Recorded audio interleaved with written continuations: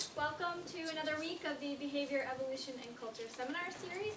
The rest of the talks for the quarter are up on our website at bec.ucla.edu, so be sure to check those out. As a preview for next week, Siobhan Madison is coming from the Stanford University Department of Anthropological Sciences, and her talk will be entitled Kinship and Market Integration Among the Ethnic Mosu of Southwest China. So be sure to join us for that. And this week we welcome our own Dan Fessler, who has a very long title that I won't read to you, but we welcome him.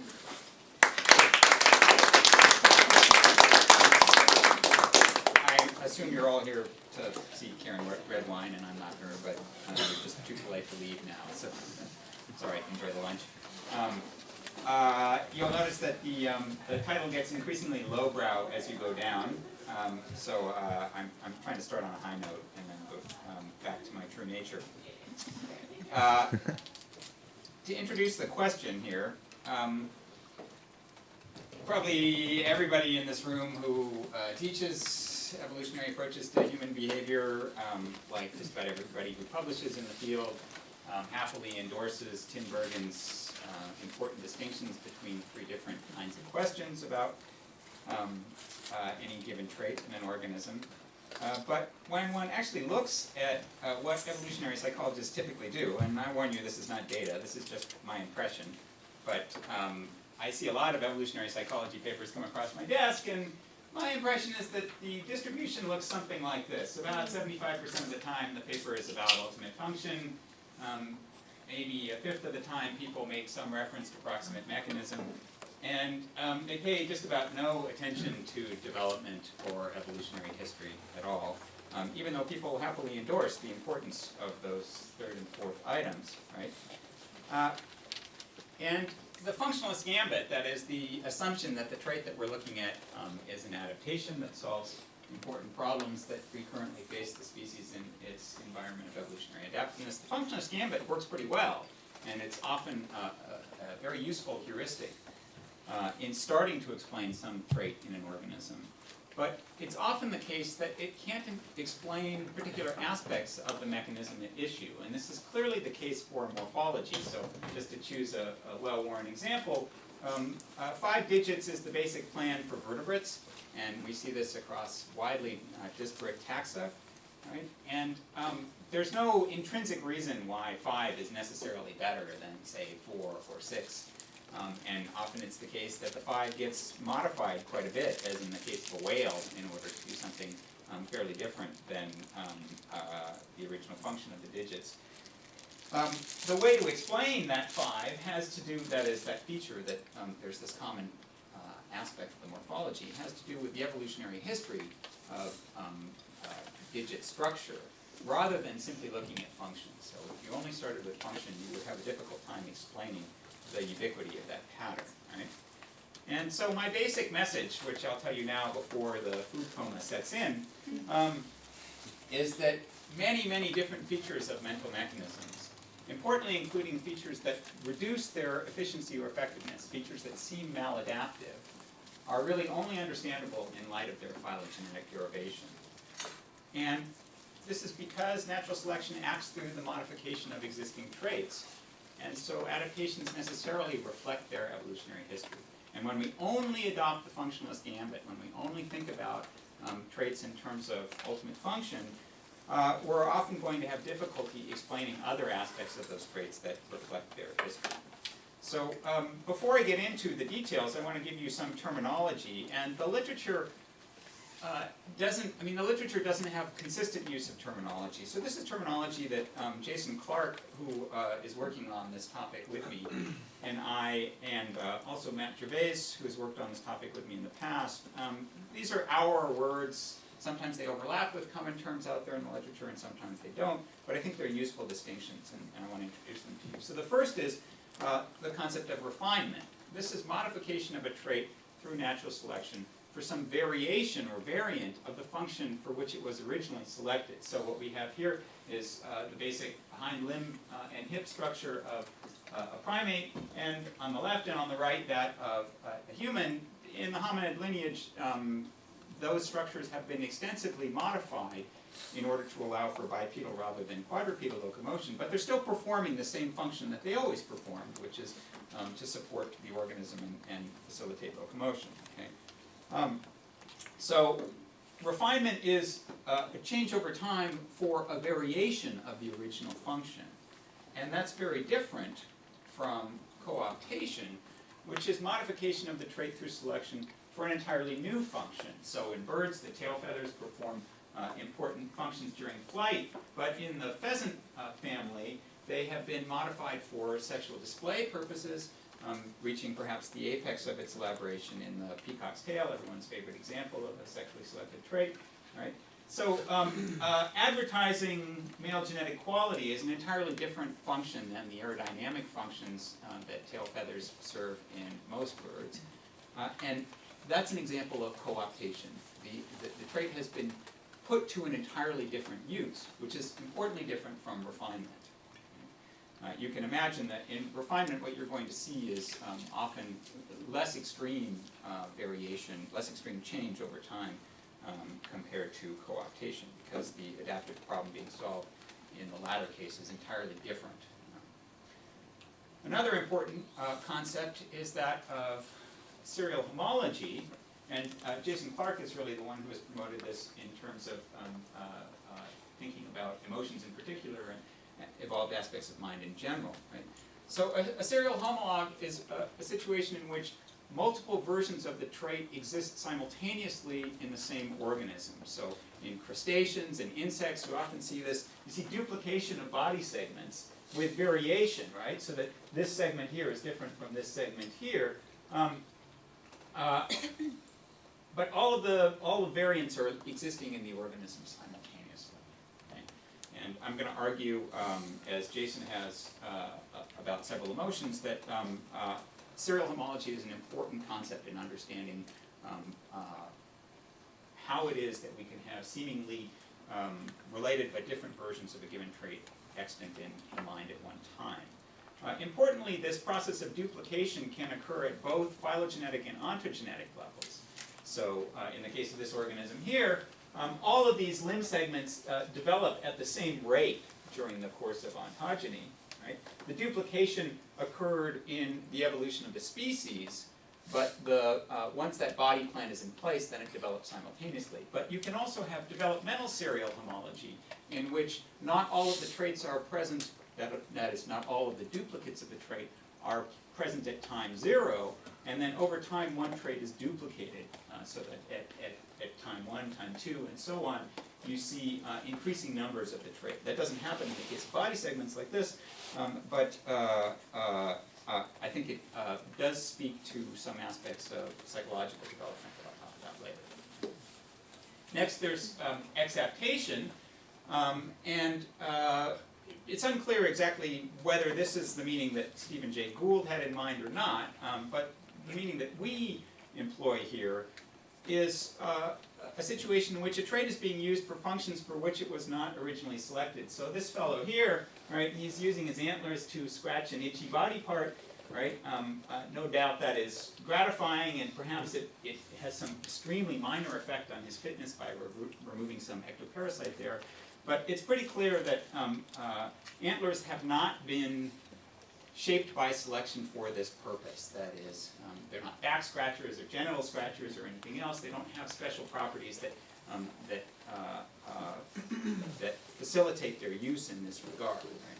So the important point is that the use of the trait in this form, the antlers are there basically for sexual display and combat, and the use of the trait for an entirely different function is either sufficiently rare, it doesn't happen very often, or has a sufficiently minor impact on fitness that selection doesn't modify the trait.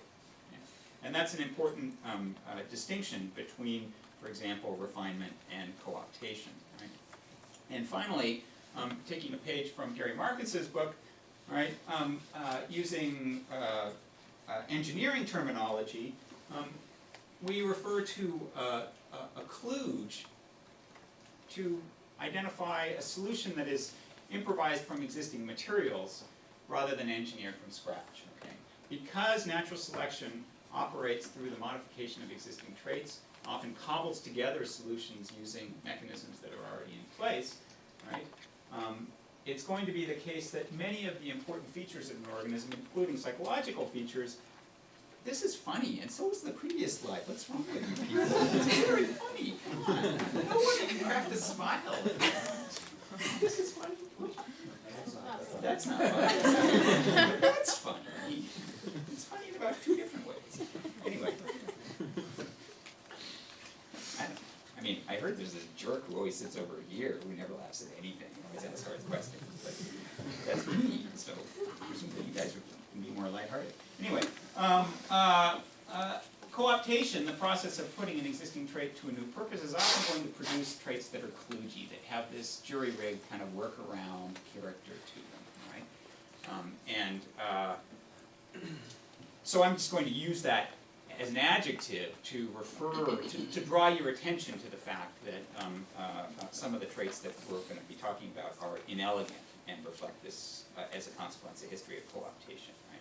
Now, emotions in particular are useful for illustrating these set of ideas that I've put forward, and I don't think any of them are, well, I'm sure that none of them are novel. They've all been discussed before. I'm just trying to drive home the point that evolutionary psychologists in particular have neglected them to the detriment of the field.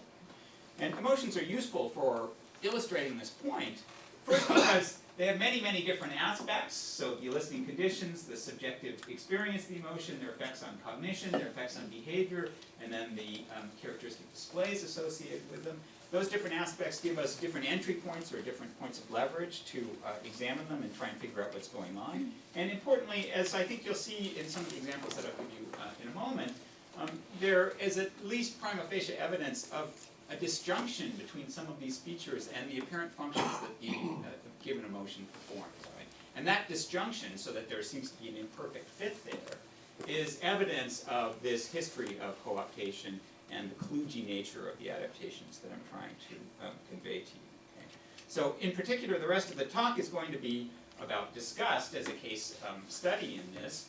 Now this is fun, okay? If you didn't think that the previous thing, this is fun, right? Ask Tom. He thinks it's fun. I'm going to talk about disgust, an emotion that I've worked on quite a bit, to try and illustrate some of these points. And importantly, as I address different facets of disgust, I'm going to be asking, is this best explained in terms of refinement, that is, modification for a different version of the same problem that was previously solved, right? Co-optation, that is, use of the trait for an entirely novel problem, different than that for which it was originally solved. Serial homology, do we have different versions of the trait coexistent in the organism? Or acceptation, is the trait being used in a way that's different from that for which it was selected? Okay? And consonant with this cartoon here, just to kind of jump into the material, I want to start with a project that Kevin Haley and I did a number of years ago. And the basic idea here is Valerie Curtis perhaps provided the clearest statement of the notion, although other people have made similar arguments. And her argument is that the ultimate function of disgust, that is, disgust is an adaptation, and its ultimate function, its fitness-enhancing function, is to shape behavior to guard against pathogens. So we identify contaminants in the world, and we seek to avoid contact with them. Right? So as a way of exploring this, Kevin and I hypothesized that, look, behavior is only going to have an effect in this regard at the interface between the organism and the environment. With the exception of the gastrointestinal passage, once pathogens are inside the body, it's too late for behavior, anything that you can do through volition, it's too late for behavior to make any difference, right?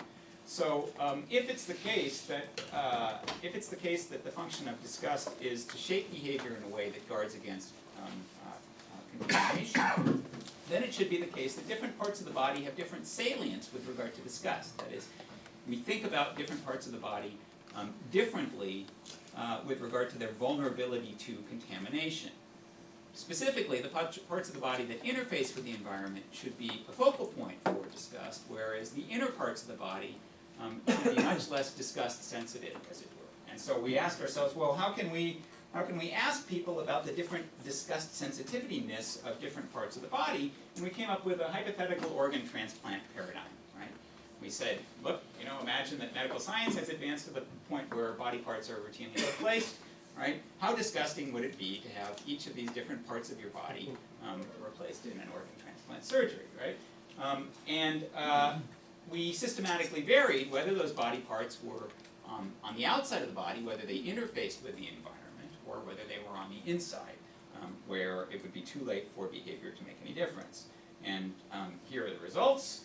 And the pattern that we have, with the exception of these guys over in here, the pattern is inside, outside. So here's lung and foot. The gals are in pink and the guys are in blue. Characteristic sex difference between men and women with regard to disgust sensitivity, that's found over and over again. And so the pattern is inside, outside, inside, outside. So lung, foot, heart, finger, liver. Yes, ladies and gentlemen, your tax dollars at work. This is anus right here. People really don't want an anus transplant. It seems to me that compared to the alternatives, it's a pretty good idea, but there you go, they don't want it. Bicep muscle, inner part of your nose, so the nasal passage in there, so it interacts with the environment. We intentionally didn't do things like the outside of your nose, because people have ideas about what they look like. So it's just parts that interface but are not part of your appearance, as it were. And there's a very clear pattern in which the parts that are on the outside, people find the concept of an organ transplant more disgusting than the parts that are on the inside. And that's true even after we remove the big three here, which are anus, tongue, and genitals. They really don't want any of those transplanted. But even after we take those out, the pattern still holds, right? So it appears that the salience of different parts of the body varies substantially with regard to the focus of disgust. Right? People aren't even sure what their spleen does, but they're happy to have somebody else's. But they think that the idea of having somebody else's finger is really gross, right? Because fingers are parts of the body that interact with the environment. Okay?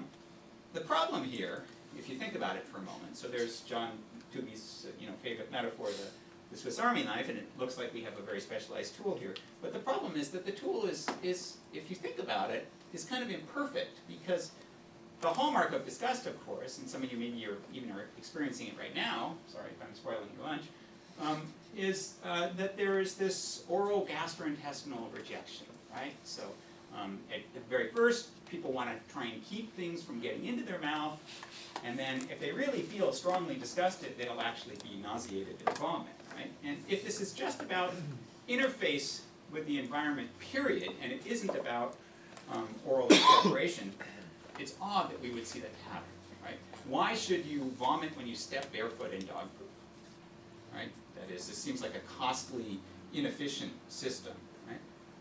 So, in thinking about this, different people have come up with kind of different versions of this, how to explain this seeming imperfection in the system, right? And the story that I'm going to give you here is a kind of a modified version of other stories that are out there. So Paul Rosen, who's the grandfather of disgust research, has importantly really pioneered the field. By the way, Paul said that the reason that nobody did disgust research before he started doing it was because it's disgusting. That is, the scientists themselves were affected by the same phenomenon, so they shied away from it, right? Paul's point is that the emesis system, that is the nausea and vomiting, is a toxin detection system. We have a very specialized set of machines to detect the presence of toxins in things that we have eaten and to eject them, right? Bacteria and pathogens in general often produce toxins, sometimes just as a byproduct, sometimes as an adaptation to manipulate the host, right? And those two facts, that the oral rejection system is about regulating toxin ingestion and absorption, and that pathogens are a principal source of toxins, those two facts come together in important ways. Now, lots of species have hygiene behaviors, right? But if you think about it, their hygiene behaviors are often entirely separate from the question of regulating their oral incorporation, right? So if you watch pretty much any mammal with the exception of us, the way to get some of the stuff off themselves is by licking it, right? So your cat has, steps in something that he doesn't like, he licks his paws, right? The hygiene behavior is actually increasing oral incorporation rather than decreasing oral incorporation. So it looks like hygiene is a separate system from regulating toxin incorporation in lots of critters. But as I said, pathogens are a source of toxins, and this is especially true for meat-eating organisms because prey animals, they may be sick, so they may be harboring pathogenic organisms. They may have endosymbionts that are symbiotic with them, but pathogenic for the predator. And importantly, once they die, unlike plants, their immune system dies with them, and as a consequence, they start to rot, right? That is, pathogens proliferate on their surface. So for all those reasons, meat is a source of pathogens, and as a consequence, is a source of toxins. Right? Now, observing this, the philosopher of biology, Daniel Kelly, has suggested that humans have a unique system wherein the hygiene system and the oral incorporation regulation system got what he called entangled. That is, two separate adaptive systems became blended into a single system because of the problem that meat eating poses for organisms. Now, an important observation here is that there are lots of critters that eat meat that don't seem to have this elaborate kind of entanglement that we have here, right? So your dog will happily eat, roadkill that's been sitting out in the sun for a couple of days. But there's an important difference between us and other meat eaters, and that's that other meat eaters have an elaborate gastrointestinal defense system that allows them to consume meat without suffering many of the pathogen costs that entails. We don't. We have a very simple gut, basically. And the reason for that, we think, that is we being Jason Clark and I, right, is that our short gut, following Aiello and Wheeler's expensive tissue hypothesis, our short gut is a specialized adaptation in the course of the evolution of large brain size. That is, by shifting to a diet that includes a large amount of meat, we could shorten the total size and investment in our gastrointestinal system because meat is a nutritious food. And that allowed for an increase in brain size without any change in the basal metabolic rate. Brain tissue and gut tissue being both metabolically very expensive, right? But if the whole goal of shifting to a diet that includes a lot of meat is to reduce investment in the gastrointestinal system, then you can't have elaborate immune defenses in the GI tract the way that, say, your typical scavenger carnivore does, right? And as a consequence of that, instead what we have is we have behavioral prophylaxis. That is, we're using that investment in big brains to shape behavior in ways that protects us against disease ingestion. So let's look a little bit more closely and see whether we see evidence of refinement in that regard. That is there evidence that selection has honed the Swiss Army knife? Oh, sorry, I skipped a section there. Which is, the important point here is that that it's kludgy to retain all features, including the oral rejection and emesis system, right? Feeling nauseated and vomiting when you step in dog poop, right? But that's because of this history of the combination of what were previously different systems. Okay, so now I want to go on and look at refinement in behavioral prophylaxis. So you might think that all else being equal, being cautious in order to avoid contact with pathogens is always a good thing. More caution is always a good thing, but in fact it comes at a cost, right? It comes at a cost because the more selective you are about what you eat, right, the fewer your feeding options, the more time and energy you have to spend foraging, right? And similarly, the more selective you are about your social partners because you're sensitive to the possibility that someone might be ill, right? The more that you miss out on opportunities for mutually productive social exchange, right? So the fact that there are costs entailed in behavioral prophylaxis indicates that individuals should only be as careful as they need to be. Okay? Well, the question is, how careful do you need to be? And importantly, the biology of human reproduction is such that we can expect systematic variation across time and across individuals in how careful they need to be. Okay? So the basic problem is as follows, right? The fetal material is 50% foreign, it's about half of daddy's genes, right? And the implantation process is extremely invasive. If all you knew about a blastocyst was the way that it acted in the uterus, you would say, well, that's clearly a parasite, right? It burrows into the endometrial lining of the uterus, it breaks open blood vessels, it very rapidly begins to produce chemicals that increase, that dilate blood vessels and that increase blood flow, right? I mean, this is exactly what parasites do, right? Add to that the fact that it is 50% unrelated to the mother, and that the immune system identifies invaders in part on the basis of their genetic identity through the cell surface proteins that express MHC molecule fragments, right? And what you have here is that all else being equal, the maternal immune system would attack and destroy the fetal allograft, right? That is, that the conceptus looks, acts, and smells like a parasite to the mother, and the mother's immune system would destroy it, right? So in what is really a kind of a clumsy workaround, one way that that internal fertilization and gestation are possible in humans is that the first line defenses, the inflammatory defenses that are non-specific, that normally protect the mother against pathogens, are downregulated in anticipation of pregnancy and once pregnancy begins, right? And it's the female hormone progesterone that is regulating all of that, right? So this allows us to make a discrete prediction on the basis of the hypothesis that behavioral prophylaxis being mediated by disgust, so at the proximate level is this emotion, right, will increase in ways that compensate for this downregulation of maternal inflammatory responses. That is, when progesterone levels are elevated, it pays to pay higher costs, it's worth it to pay higher costs to take behavioral steps to avoid disease because of the immunological consequences of progesterone.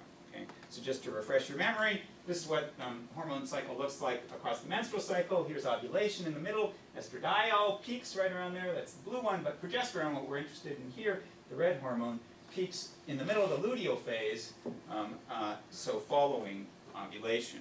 Okay? And consistent with that pattern, the luteal phase is marked by an increase in vulnerability to pathogens because the progesterone is downregulating inflammatory responses. So new infections are worse at that time, chronic infections flare up at that time, and so on. Right? So together with Diana Fleischman, it's absolutely true, advertisement there.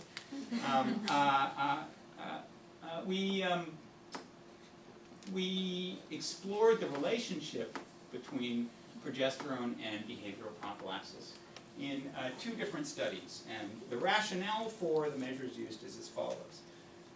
These are all healthy, normal women, so a subclinical population. This was done at University of Texas at Austin. Right? And the first was that we looked at obsessive compulsive disorder, and we said, you can really think about OCD as an exaggeration in its pathological form, an extreme exaggeration of adaptive precaution systems. Okay? So the obsessions and compulsions that people have break down into really two categories. One is security, so people do things like check whether the door is locked, whether the stove is off, this kind of thing. And the other is contamination avoidance. Okay, they wash their hands over and over again, become germphobic and so on, right? Now, looking at a healthy population, we said, well, because this is just an exaggeration of normal patterns, we should be able to use an obsessive-compulsive disorder symptom inventory in order to track the changes in behavioral prophylaxis over time that our hypothesis predicts. So there's an inventory called the Padua inventory. We revised it so that instead of saying just in general how much do you experience these concerns, we said in the last 24 hours, how much have you experienced these concerns? Okay? And the inventory breaks down in that there are 39 questions in it. 12 of them concern contamination, and the others concern security type issues. Right? Then we also used Valerie Curtis's disgust images, where we show people a set of pictures and we just ask them how disgusting is each of these, and the images, which I'll show you in just a moment, are selected to vary in the cues of the presence of pathogens. Right? And finally, Diana had the clever idea that for people in our society, certainly people of middle and upper class, social classes, public bathrooms are one of the contexts in which they're most often exposed to the cues of the presence of disease that the evolved system should be sensitive to. So Diana came up with a nice inventory of behaviors that she thought women might engage in public restrooms. They're things like hovering above a toilet rather than sitting on it, using something other than your hand to flush a toilet, and so on, right? And so we ask in the last 24 hours, have you used a public restroom? If so, and actually one of them is, I think, experience discomfort rather than use a public restroom. Okay? And so in the last 24 hours, have you hovered above, or have you placed items on a toilet seat, or this kind of thing, right? You get the idea, right? I see lots of heads nodding. Okay, if you're disgust sensitive, close your eyes, because I'm going to show you the Valerie Curtis images, some of them right now. I bet you people open their eyes anyway, because disgust is interesting. So these are some of Val's images here, right? And you can see that they're selected to vary pretty substantially with regard to the cues of the presence of disease risk. I haven't shown you the worst of them, because some of them are quite distressing, right? So for example, up here we have a finger dipping into a plate of blue paint. People don't find that particularly distressing, but here we have yellow paint with flecks of red paint in it. They really don't like that, okay? And that's because for our species, right, these are the colors and the textures of body products, whether it's vomit or diarrhea, right, that are associated with the risk of disease transmission. Whereas, unless you're from Pandora, that's not really a problematic color. You laugh at a cheap cultural illusion, or don't laugh. So we just show these to people and we ask them, how disgusting are they? We ran 2 different studies, starting with a crude measure and then improving to a better measure. So the first one, which used the obsessive compulsive disorder survey and those pictures I just showed you, in the first one we asked women to self-report their position in the menstrual cycle. And this is a crude measure because cycle length varies from month to month. It varies from individual to individual.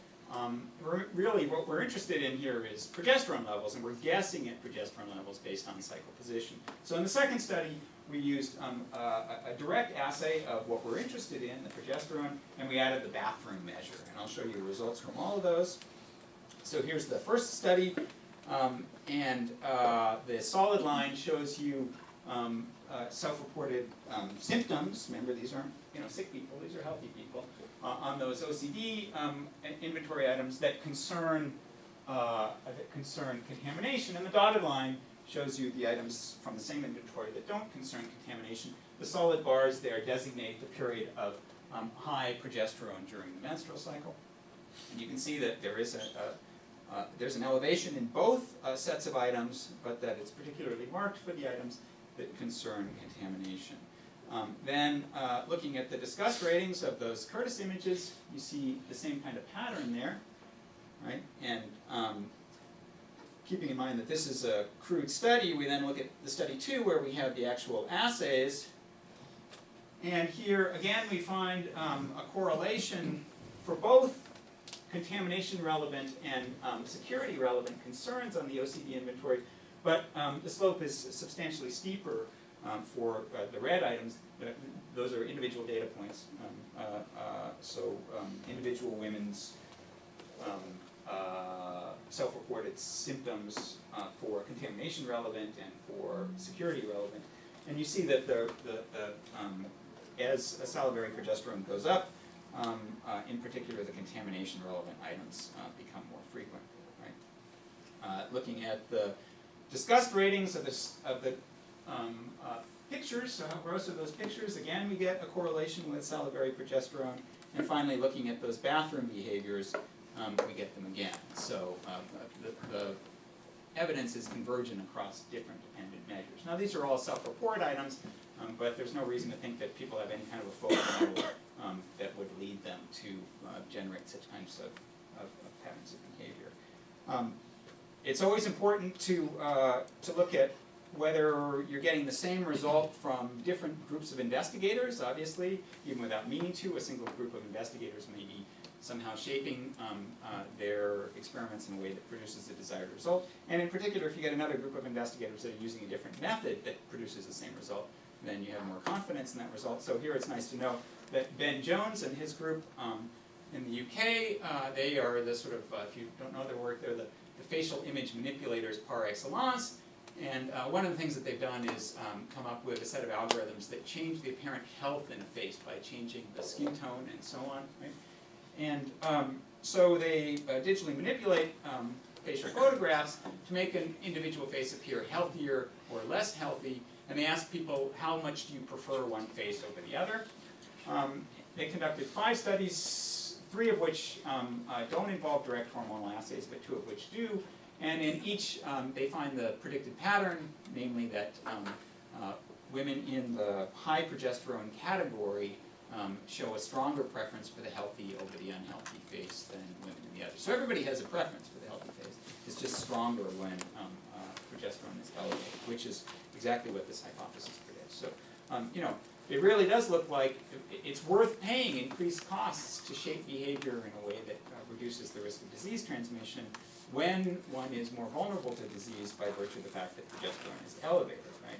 So the whole gestational system, in which you got to downregulate inflammatory responses because you got to tolerate this half-foreign fetal allograft, that whole system is a clumsy kludge, right? I mean, it's really a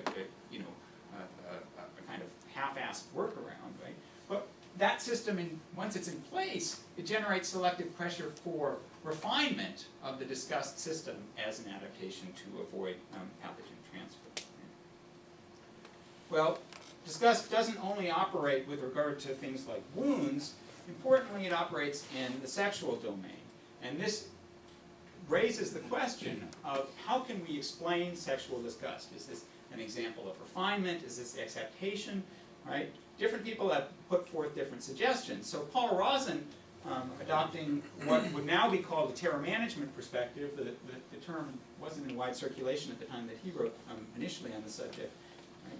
His argument is that, if you're not familiar with terror management, the basic idea is that humans are uniquely aware of their own mortality. This causes paralytic existential anxiety.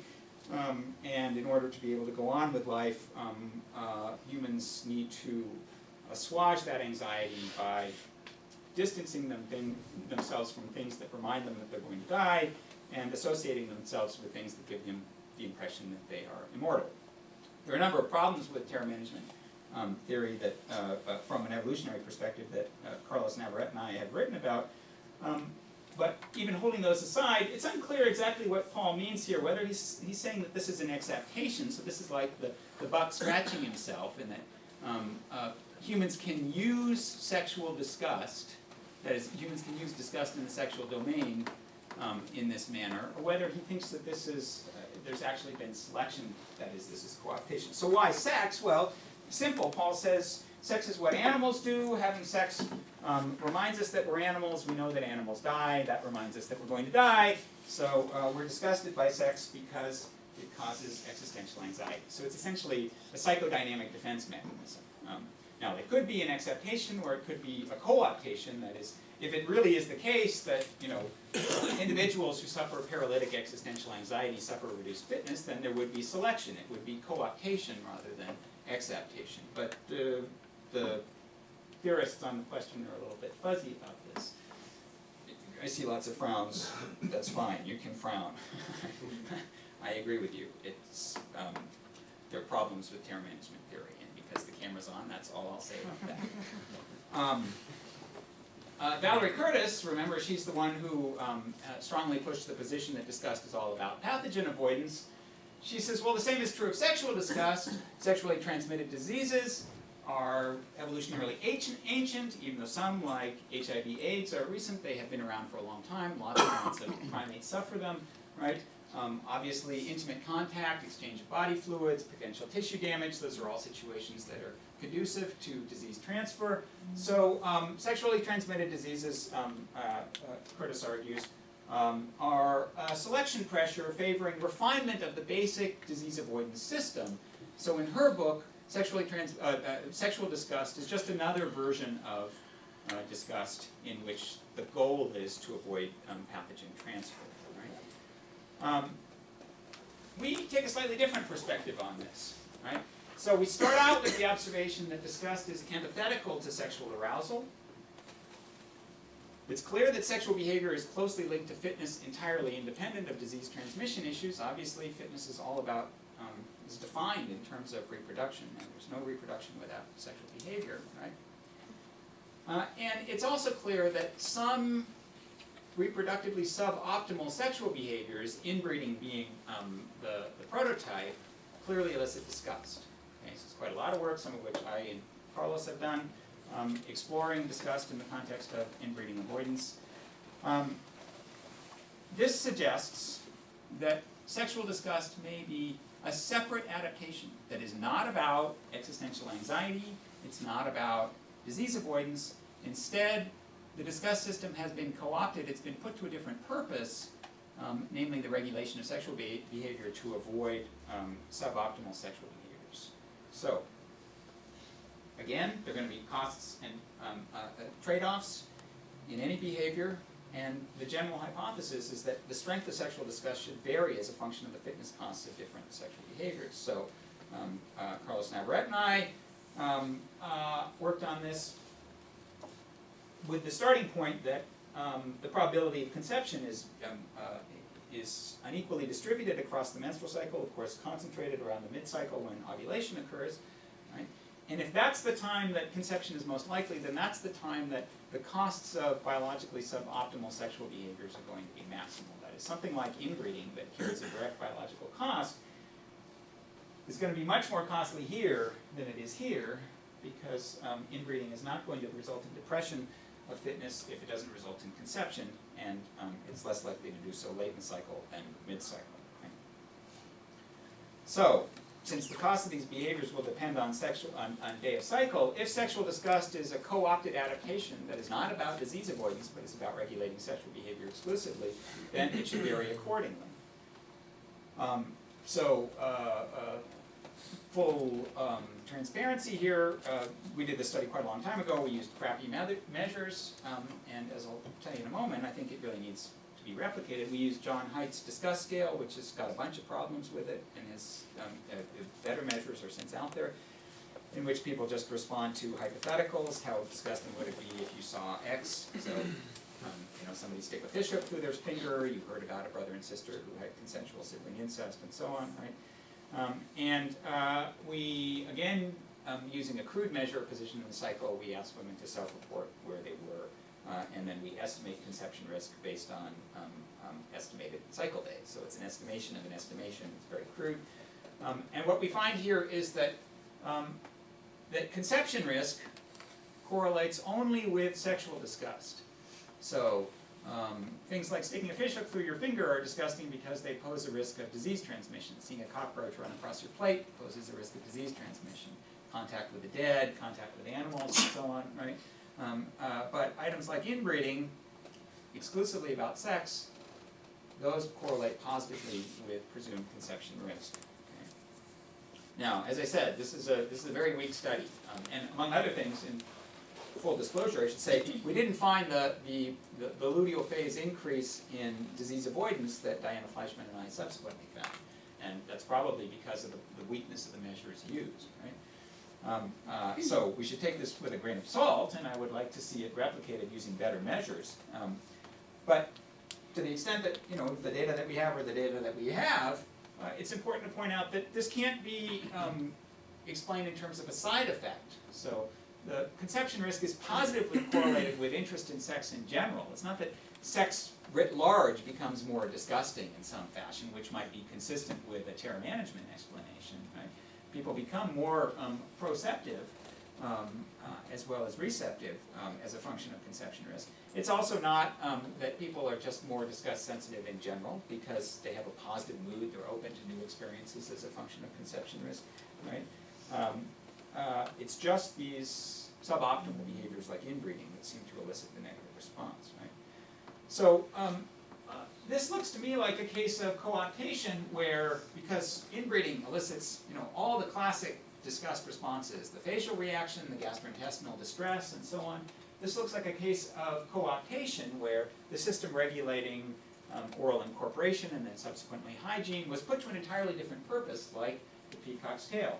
But a number of people, and Joan pointed this out to me quite a long time ago, and I kind of waved my hands and sprained my wrist, right? I mean, that there's a fundamental problem with this argument, which is, look, you know, sex is a very, very old problem to solve in this regard, so inbreeding avoidance and such. Surely it can't be the case that we get this elaborate, developed emotion that involves this gastrointestinal rejection, and involves a set of precautionary behaviors, and then it gets put to the purpose of avoiding inbreeding. Because what was dealing with inbreeding during the time that this whole system was becoming elaborated, especially if you think about the antiquity of sexual reproduction, might conceivably predate the level of behavioral complexity that we associate with disgust. And the answer, I'm going to wave my hands a little bit here, not quite as hard as I did in response to that initial objection. The answer, I think, lies in the concept of developmental or ontogenetic serial homology. Okay? So, if it's the case that from the very beginning, when organisms were detecting the difference between food and not food, and very soon thereafter were detecting the difference between optimal and suboptimal mates, right? One system was being used for the other.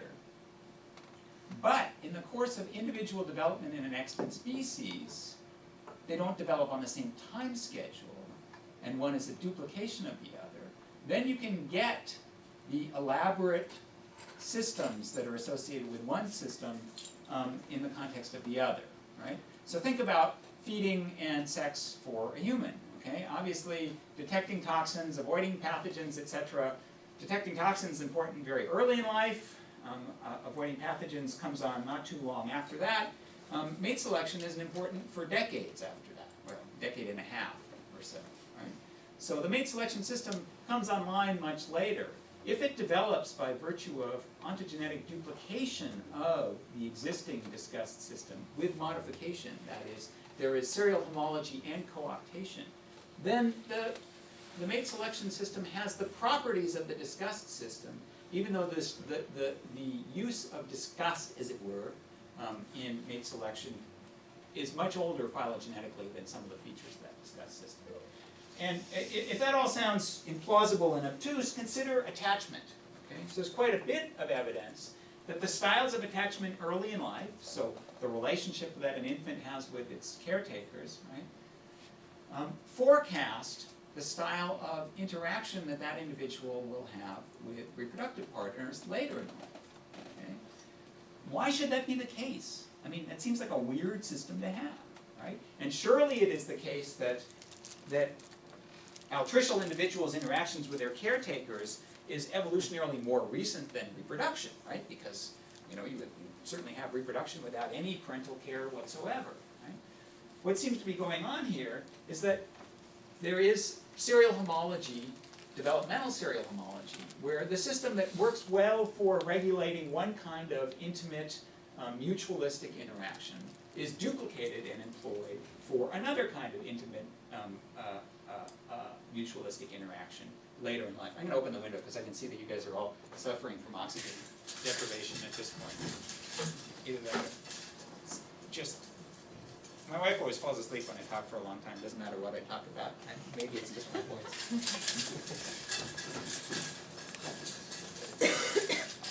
There's a trade-off between the amount of blood that goes to the brain and the amount of blood that goes to the gut. The trade-off is happening. There you go.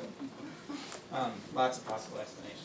So, I think the solution to Joan's objection in some ways is that, yes, it is the case that sexual disgust, and I put scare quotes around it because in its ancient system it wouldn't have looked anything like what we expect of disgust now, but that the regulation of mate selection using a system that is similar to the regulation of ingestion, that co-optation is very ancient, and the reason that we find the elaborate features like oral rejection in the context of sexual disgust now is because there is developmental serial homology going on here. By the way, if you've seen the movie Whip It, about roller derby girls in Austin, it's got a great example of this where girl wants her intoxicated friend to vomit in order to get on with things, so she has her visualize her parents having sex, and that's all it takes.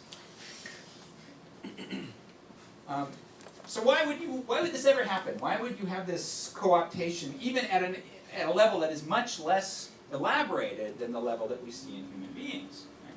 And the answer, I think, is that there is an overlap in the neurophysiology of the systems that regulate feeding and mating. They're both appetitive behaviors. They actually use some of the same neurotransmitter systems. They use some of the same receptor sites. This overlap is in part because there's a different problem that requires their overlap, namely that there's a time allocation problem, that's what that paper is about, such that you can't spend time looking for food when there's a narrow reproductive window and you need to spend that time looking for mates. Okay? So it's a very old adaptive problem about time allocation that requires the overlap between those systems, and their appetitive nature, I think, facilitates that, right? And once there is such an overlap, then the systems that regulate ingestion can be put to a new purpose. They can be co-opted.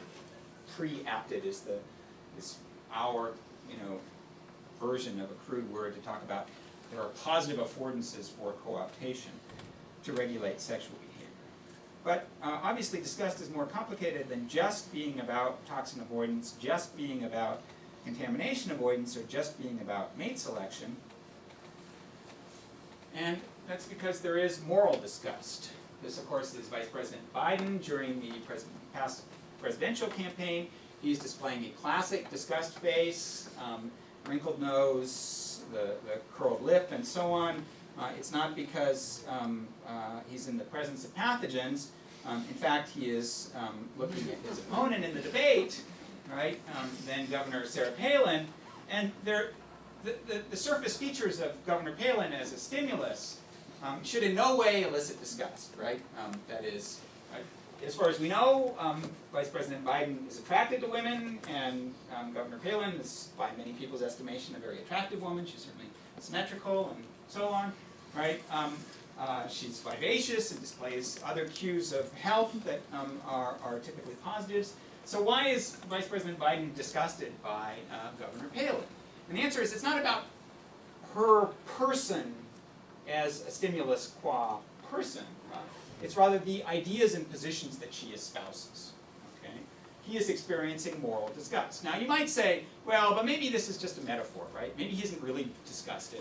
And we've just, through some process of convention, we've adopted this facial display as a way of communicating our negative assessment of a social other.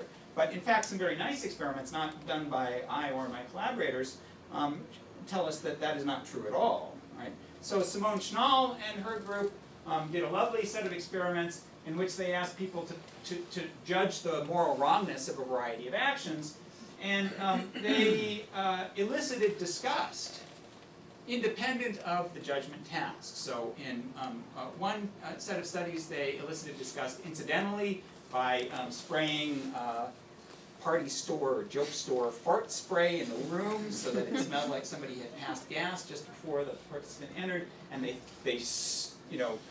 trashed the room. They left like a dirty pizza box on the desk, and they spilled milkshake on the floor, right? And they asked people, how wrong would it be if X happened? People are much more judgmental when this incidental disgust has been elicited. Similarly, if you ask people to think about a time when they were disgusted and contemplate it so that disgust is being activated, and then you ask them to pass moral judgment, the same happens. And finally, if you elicit it with a stimulus, a video designed specifically to elicit disgust. Similarly, a nice set of experiments by Zhang et al.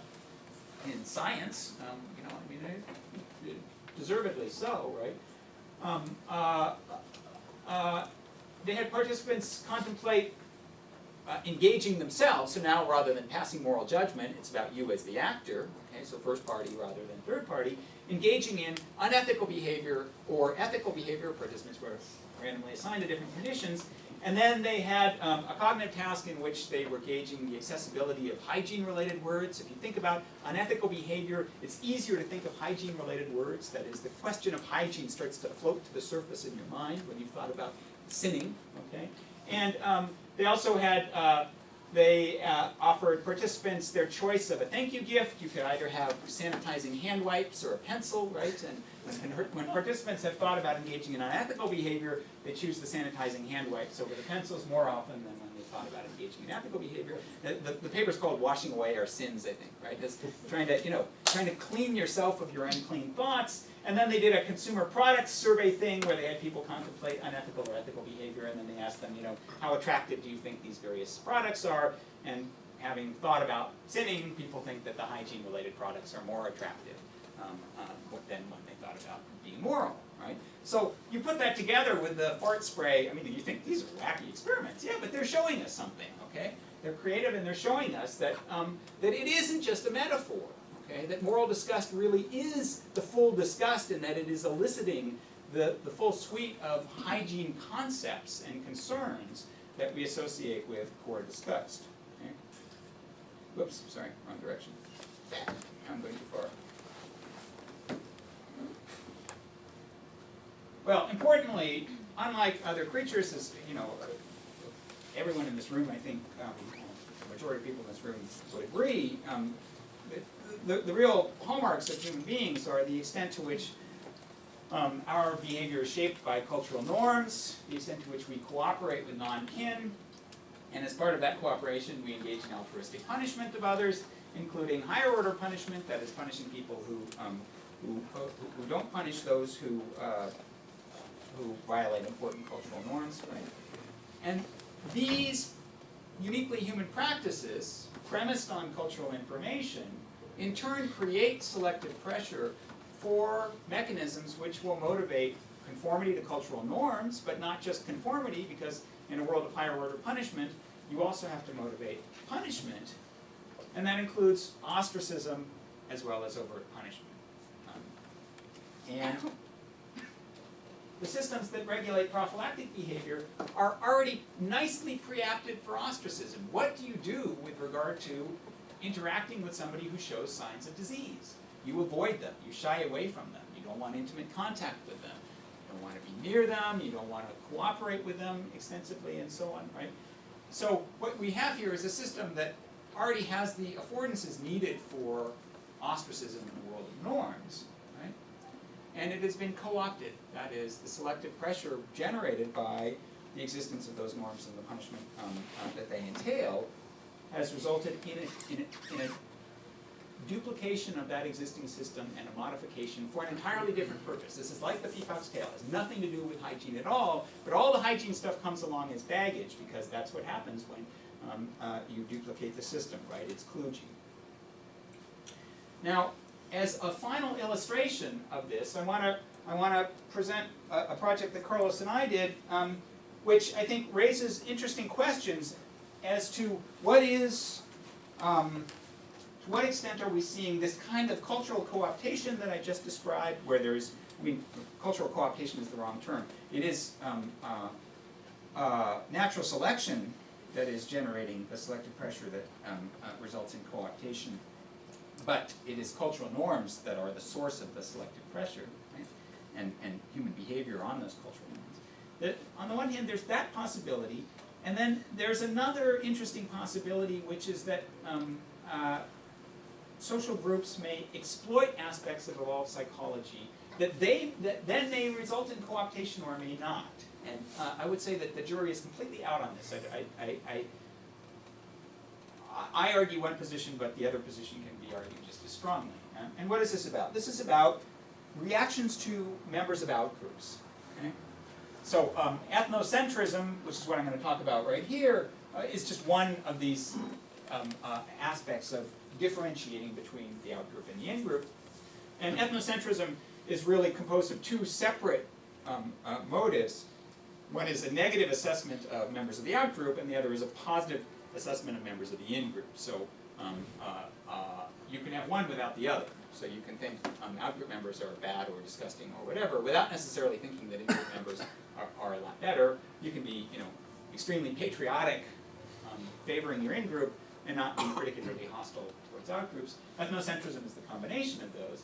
And prior research, some by Faulkner, Mark Schaller is the guy who's pushed this perspective quite a lot, and he's an author on that Faulkner paper, and some by Carlos and I.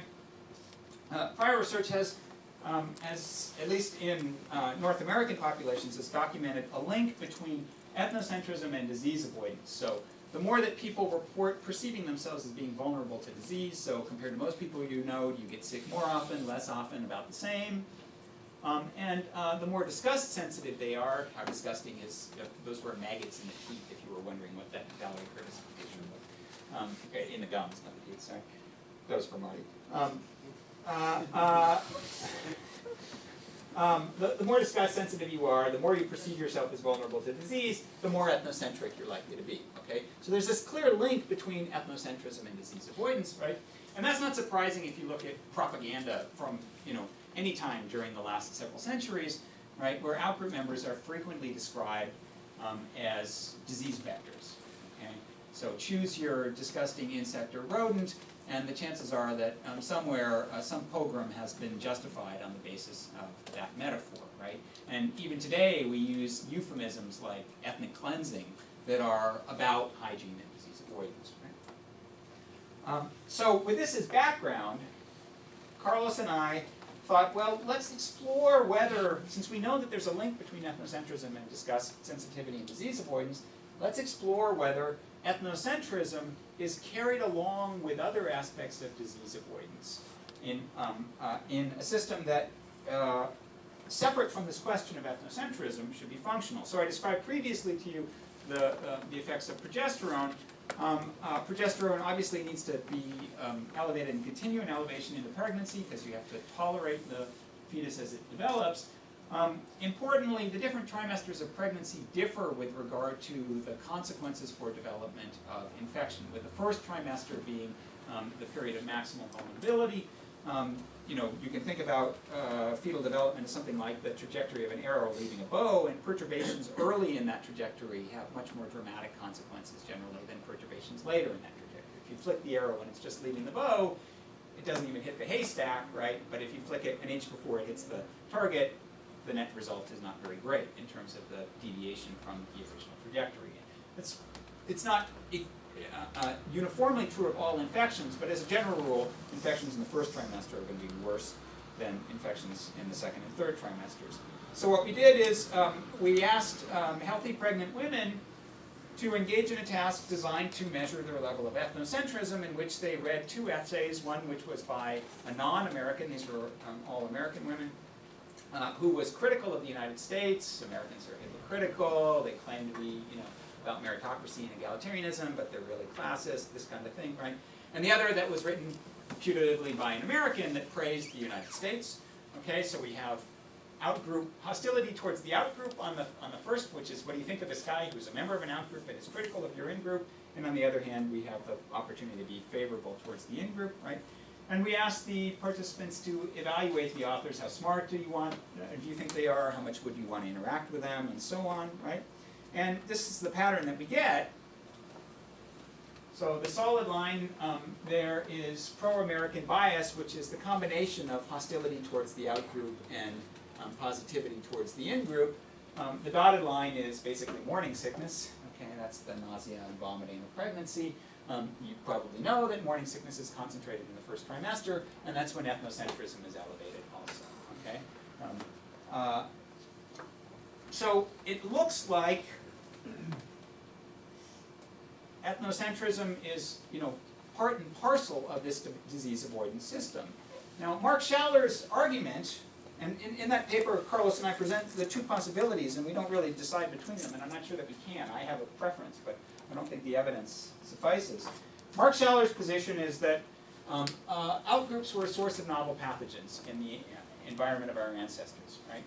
You had antibodies to the diseases that circulated within your own community. Strangers arrive, they bring new pathogens that you don't have antibodies to. Interacting with them puts you at risk of disease. And in addition, there may be other things like they may import cultural practices that might have been adaptive in their local ecology but are maladaptive in your environment because they come from far away, and that might increase the risk of disease transmission also. Okay? So in Schaller's view, viewing outgroup members with a disgust reaction, including this elevation during pregnancy when disgust should be elevated, right? is an example of refinement. It's the same old system. It's about disease avoidance, right? It's just being refined in the situation in which outgroups are outgroup membership is a particular cue of disease risk, right? The problem with this, it seems to me, and Rob is really the one who had me thinking in these directions, is that if we look at the archaeological record, even long before the development of complex technology, we see what look to be evidence of pretty extensive trade networks covering large geographical areas, right? So we see lithic materials being transported over, at times, hundreds or even thousands of kilometers, for example. That suggests that this notion that there were groups in isolation that occasionally bumped into each other was probably wrong, right? There was always some contact. Now, it is true that historically there have been situations in which outgroup members arrive and suddenly introduce novel pathogens, but those situations are probably a product of transportation technology. So you get wooden sailing ships, you get Columbus and his buds coming to the New World, right? All of a sudden you have epidemics of diseases that people had no immunity to. But that's an evolutionarily novel situation. If you have to walk to get where you're going and you trade with your neighbors, you're always exposed to a certain extent to your neighbors, and as a consequence of that, you're always exposed to a certain extent to the diseases that your neighbors have. So you don't get this sudden influx of unfamiliar pathogens, right? So what might be going on here? Well, another possibility is that cultural group selection, groups are competing in terms of their growth, their ability to displace other groups or to attract adherents, and their ability to propagate their worldview, their set of norms. Right? Cultural group selection should favor ethnocentric norms, that is, individuals who view their group as better than other groups and who are positively disposed towards members of their group, such that when they have a choice of whom to cooperate with, they avoid cooperating with members of outgroups and they cooperate with members of in-groups. Parochial altruism is the way that this is often described, right? So we should expect that over time a process of cultural group selection will favor the cultural evolution of norms promoting ethnocentrism, right? Now, disease avoidance systems partly rely on cultural information. You're a baby born into the world, you can pretty much reliably know that, yellow flecked with red, that's a cue of the presence of a risk of disease transmission, okay? But there may be other things that are parochial. There may be practices, there may be other features, ways of preparing food, for example, that decrease or increase the risk of disease transfer. Those practices may be parochial, and you may not know that as selection can't build into you what those practices are. But cultural evolution can solve some of those problems. So one can expect the disease avoidance systems to not be entirely closed to input, to not think that they already know all the cues in the world, but instead to be open to cultural input so that if people say, right, around here, this is a good way to get sick, don't do this. The evolved psychology should say, right, I'm going to grab onto that and I'm going to incorporate that into my, my information about how to cope with the world, right? So if that's the case, then this creates basically an opportunity for cultural group selection to exploit disease avoidance psychology. Okay? Because cultural group selection is going to favor ethnocentrism, telling the disease avoidance psychology members of outgroups are disgusting, they're roaches, cockroaches, rats, they spread disease, whatever it is, right? Gets people to avoid interacting with them, right? Which is exactly the pattern of behavior that cultural group selection should favor over time, right? So it is biologically false in the sense that those members of outgroups may not be disease vectors at all, right? But it shapes behavior in ways that, mediated by disgust, are congruent with this process of cultural group selection, right? Now that in turn might actually be fitness enhancing if, by virtue of the fact that you're ethnocentric, you rise in prestige, you get better opportunities, better resources, better mates, whatever it is, right? Compared to the individual who is less ethnocentric, you get punished less, and so on, right? So this could be co-optation, but not the kind of co-optation that Mark Schaller described, okay? Excuse me, not the kind of refinement that Mark Schaller described. So Mark Schaller's argument is, outgroups as a source of disease, same old problem, just modify the system a little bit.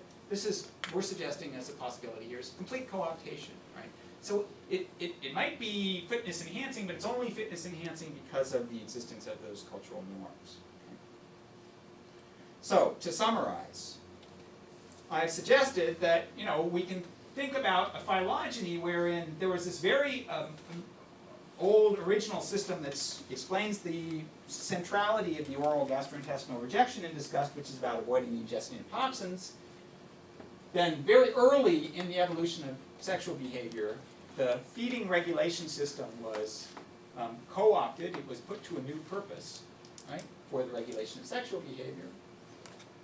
In humans, but not in other animals, this was also combined with the task of avoiding contact with pathogens. Then this third, much more recent evolutionarily function of avoiding costs associated with both norm violators and outgroup members, right?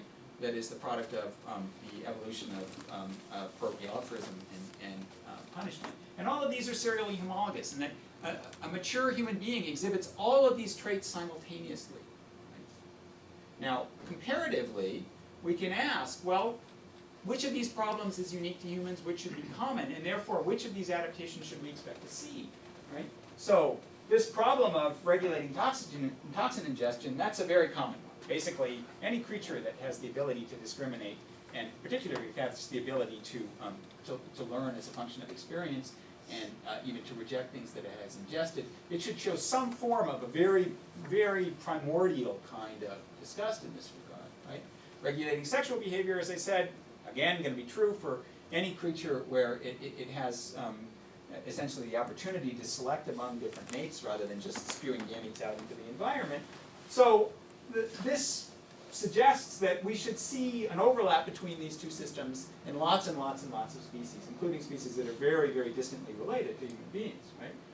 The task of avoiding pathogen contact is common in social species, but as I said earlier, there's quite a bit of behavioral evidence suggesting that hygiene behaviors in many mammals seem to be distinct from oral regulation behaviors. Okay? They show different patterns. Okay? And licking yourself to get clean is, of course, the hallmark of that. Right? And it's going to be different, therefore, in us than it is in them. An explanation for that has to do with the unique role of diet, of meat in the human diet, and our minimal investment in our digestive system. And finally, this process of navigating a world of punitive others in which behavior is shaped by norms and in which there are important cultural differences between groups, that's a uniquely human problem. So we shouldn't see anything like